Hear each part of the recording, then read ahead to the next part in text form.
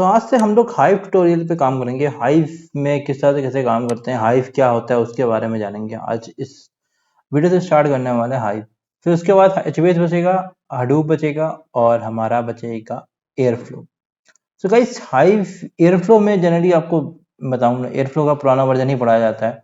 If I talk about, if I, एक minute रुको, मेरा बैग गिरा, माउस के ऊपर गिरा। सो आई वाज सेइंग, एयरफ्लो में हमेशा आपको पुराना वर्जन ही पढ़ाया जाता है। एक रुको, एक मिनट को, क्वालिटी अच्छी नहीं आ रही है कैमरा की। के बारे में बात कर रहा था। एयरफ्लो का डाटा इंजीनियरिंग में अगर आपको पेड कोर्स भी लोगे तो मैक्सिमम जगह पे आपको पुराना वर्जन दिया जाएगा और रिस्ट्रिक्शन ये मिलेगा कि आपको नया वर्जन यूज नहीं होता है। वैसा गलत है, नया वर्जन भी कहीं पे यूज हो रहा है, कहीं पे ओल्ड वर्जन भी यूज हो रहा है। तो हम लोग दोनों को नहीं यूज करेंगे, प्रायोरिटी हम लोग नया वर्जन को देंगे। क्योंकि नया वर्जन में बहुत सारी चीजें चेंज हो गई है तो उसको देंगे, क्योंकि हम लोग फ्री कोर्स हैं तो हम लोग नया वर्जन को प्रायोरिटी ज्यादा देते हैं, पुराने वर्जन को भी सिखाते हैं। अब हाइव बेसिस के बारे में थोड़ा बता दूं गाइस। अगर आपने सिनैप्स वाली सीरीज फॉलो की है हमारे, तो सिनैप्स और हाइव लगभग सेम ही है। मतलब एक क्या बोल सकते हो, alternative data warehouse unit है सिनैप्स, तो उस तरह से हाइव भी है। ठीक है, अब थोड़ा जान लेते हैं हाइव के बारे में इस वीडियो में। Apache Hive is a data warehousing and SQL-like query language system built on top of Hadoop. It facilitates reading, writing, and managing large datasets residing in distributed storage using SQL-like queries.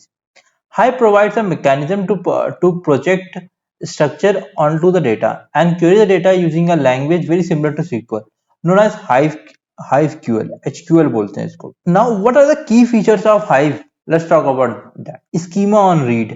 Hive allows users to define a schema for data while reading it, rather than when writing it. Reading it तब schema. This flexibility is known as schema on read. Integration with Hadoop ecosystem. Hive is designed to work seamlessly with Hadoop Distributed File System (HDFS), another part of the larger Hadoop ecosystem. अब HQL क्या होता है? SQL like query language. ठीक है, users can query data using HQL, a SQL like language. This makes it easier for users who are familiar with SQL to work with larger scale distributed data. SQL की अलग से series चल रही है, SQL 50, जो कोई cover नहीं कर रहा है, इंटरव्यू सीरीज है, तो वो इस पे इंटरव्यू पर्सपेक्टिव के वो वीडियोस हैं। गाइस, SQL का बेसिक सीखने से कुछ नहीं होने वाला, क्योंकि आजकल के इंटरव्यू का लेवल बहुत ज्यादा हाई लेवल हो गया है। अब कोई NISRD या फिर ICSI या फिर क्या बोलते हैं, वर्ल्ड कप, कुछ ऐसा नहीं आता है। ICSI cup, world cup, Asia cup का एक ट्रेंड आया था कि वो वाले क्वेश्चन पूछे जाएंगे, अब वो भी नहीं पूछा जाता।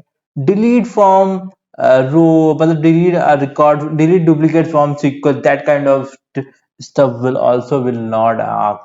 That kind of questions will also be not asked in the interviews, because the level of the interviews are getting slowly higher and higher, and no one is covering upon these questions on the channel. In paid courses also you will not get that kind of questions, but we are covering that, so you can follow our SQL 50 series. Basic series also will be available soon in our YouTube channel. Facebook page already I uploaded some of the videos, but I will be creating a fresh SQL basic series, but most probably first I am focusing on the interview series, then I will focus on SQL as well. But in paid course you will not get any sort of SQL if you buy a data engineering course. So let's talk about optimization execution engine. Hive has an optimization engine that translates queries into a series of map-reduced jobs for execution on Hadoop cluster. The execution engine has evolved over time, and modern versions of Hive supports more efficient execution framework like Apache Tej. तेज आज तक की बात नहीं कर रहा हूँ, GNT news की बात नहीं कर रहा हूँ, ये अलग है, Apache Tej अलग है। पार्टीशनिंग एंड बकेटिंग बहुत इंपॉर्टेंट है, पार्टीशनिंग बकेटिंग बहुत इंपॉर्टेंट है, ये सारे कॉन्सेप्ट्स। ठीक है, Hive support data partitioning and bucketing, which are mechanism to improve query performance by organizing data in a way that aligns with query patterns. सिनायत में similar क्या है ना, हाई डिस्ट्रीब्यूशन का हम इस्तेमाल कर रहे हैं, उसी तरह से यहाँ पे पार्टीशनिंग एंड बकेटिंग का इस्तेमाल कर सकते हैं। Extensibility.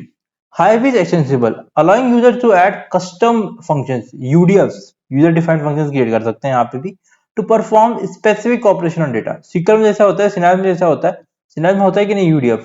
I don't know, most probably no, I'm not sure, but मेरे ख्याल से नहीं होता है, SQL में होता है। कमेंट करो अगर उसको पता है, ठीक है, होता है कि नहीं होता सिनायत में, मुझे याद नहीं है अभी। Meta data store, Hive maintains a metadata about the structure of data in a relational database called the Hive metastore. The metadata includes information about table, partitions and their locations. Metadata होता क्या है भाई? Metadata वही होता है तुम्हारे tables का कौन से कॉलम्स है, क्या क्या पार्टीशन है, कहाँ पे स्टोर है, that kind of stuff is called metadata.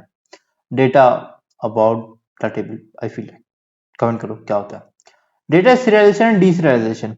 Hive support various data formats and serialization deserialization libraries, allowing users to work with data in different formats such as Avro, Parquet, JSON and more. अब कुछ अपने delta format support है कि नहीं? Delta format क्या ना, ये आपका जब आप Azure ब्लॉब स्टोरेज इस्तेमाल करेंगे तो डेल्टा फॉर्मेट मिलता है. अब डेल्टा और पार्केट में क्या डिफरेंस है? डेल्टा में क्या है ना, आपको वर्जनिंग मिलती है, पार्केट में वर्जनिंग नहीं मिलती है. तो Delta is better than Parquet. If you are using Azure blob storage, I would suggest go with Delta instead of going with Parquet. Simple. ठीक है, डेल्टा ही प्रेफर किया जाता है उस case. Hive is particularly useful for analysts and data scientists who want to leverage the power of Hadoop for processing and analyzing large datasets using SQL like queries. अब question आता है, क्या मुझे सिनैप्स यूज करना चाहिए, क्या मुझे hive use करना चाहिए, या फिर मुझे रेडशिफ्ट इस्तेमाल करना चाहिए? इनमें से कौन सा चीज आपको यूज करना चाहिए? गूगल का बिग क्वेरी भी आता है. तो इनमें से कौन सा यूज करना चाहिए वो आप कमेंट करो मेरे को. मैं अगले वीडियो में मिलता हूँ.